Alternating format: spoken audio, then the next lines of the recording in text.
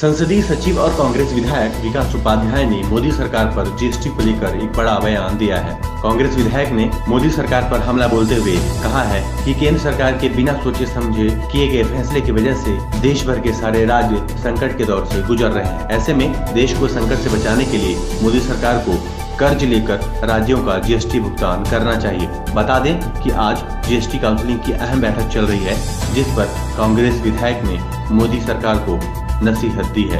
साथ ही उन्होंने यह भी कहा है कि कांग्रेस नेता राहुल गांधी ने केंद्र सरकार को जीएसटी लागू करने से पहले ही आगाह किया था कि मोदी सरकार नोटबंदी की तरह जीएसटी को भी लागू करने जल्दबाजी कर रही है और आज जो स्थिति है उसकी वजह से देश संकट में है।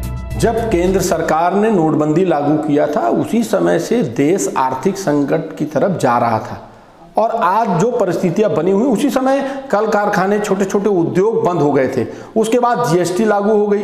जीएसटी का भी केंद्र सरकार अपनी योजना बनाई, उन्होंने जीएसटी लागू करने की बात कही और 44,000 करोड़ रुपया अलग अलग राज्यों के जीएसटी का पैसा केंद्र सरकार के पास में है। जब राज्य उस जीएसटी के पैसे को वापस मांगने का काम कर रही थी तो केंद्र सरकार के वित्त सचिव ने इस बात को कह दिया कि अब हमारे पास पैसा नहीं है। राहुल गांधी जी ने उस समय भी आगाह किया था और उसको विरोध किया था।